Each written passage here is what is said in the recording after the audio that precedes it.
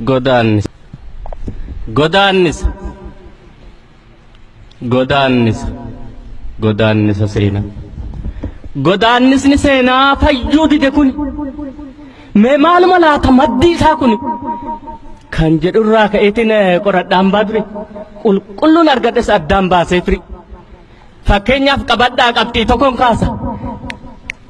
bara 1850 keessa Teediroosiin eegale sirni nu facaasa erga bara sanaa yoom boqanne tasa darabeen as bahee namuu nu gabroomsa kanaaf baduu dide garaa keenya keessa kulkulchee madeessuun dhiigse godaannisa karoorri Teediroos kan qabatee ka'e tuqaa sadii qaba qabxii ijoo ta'e dursa Oromoo cabsu Islaama balleessu tokkummaa bashoota hiddaan gadhaabsu isa kana ibsa yeroo fiin of labsu silaa kana ture kan qabatee ka'e osoo bakkan ga'e ofi biyyee ta'e garuu yaadni isaa yoom duuba deebi'e tarsiimoo qajeelaa Minilikiif ta'e dhagaan cabsan jechuun itti da'e goobanaa qabachuun lafaa nutti ka'e yoom nutti hambisan mee maal nu qusatan gabaatti baasaniiti lammii gurguratan kaaniin talaa wajjin harka fuudhaa laatan sanyii wal makuunis balleessuuf hojjetan falaasama istaanaa maal nurraa hambifatan seexaana mummaadhaa mulquun nurraa gatan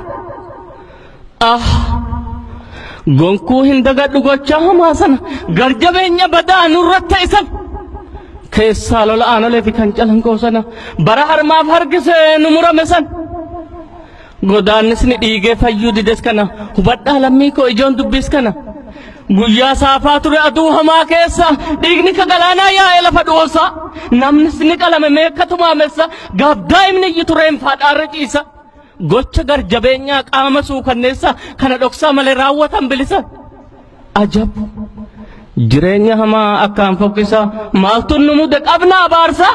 akkuma kaanii nuti sawaasa eessaa nu fide sanjii firaasa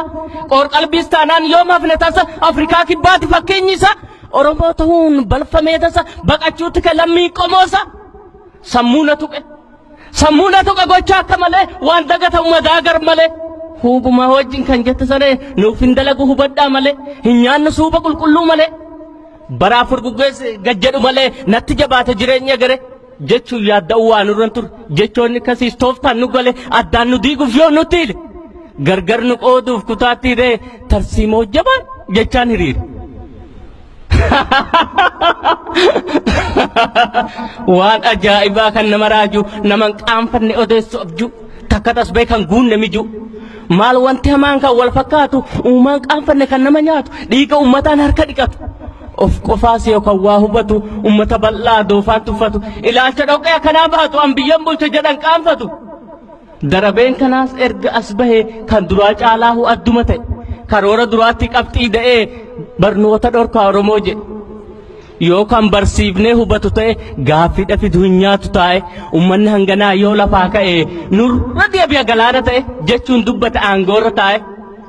tooftaalee kanaan daba diriirse darabee isaatti Haayile Sillaasee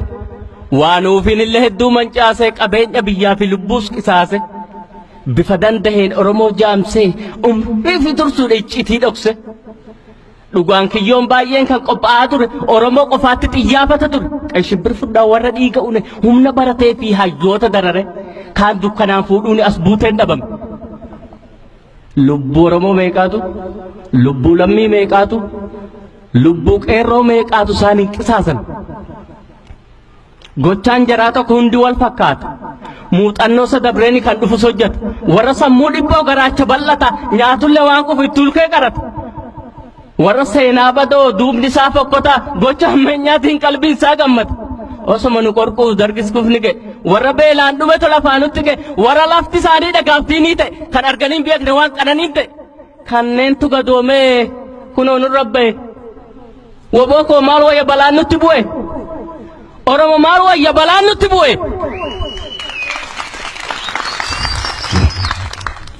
woboo koo maal wayya balaan nutti bu'e haala kan hundaa waa lamarraan bare gochaalee amma jiruu fi seenaa sabaa laale waan hedduutu ture kan jarri awwaale lolli sammuuf qalbiis gaafni nu eegale bishaan keessaa bahan jarri kun jedhame qees abbaa baahireen bara barreeffame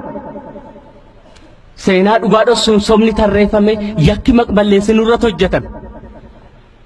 gochaan isaa fakkaatu san du'aan arrabsu garuu warra jiru sanyii isaa hin dhiisu hifadheerran darbu seenaa koos barsiisu ka diinni micciiree dabsee namaaf ibsu jabinaan hojjennee nuti kan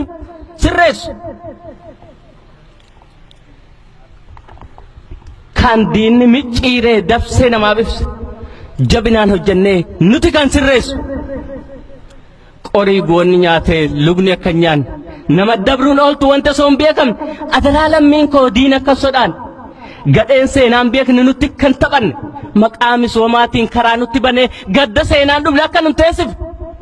oromiyaa tana nu dhiigaan as baafne maaster pilaan sabaa tasa akka fudhan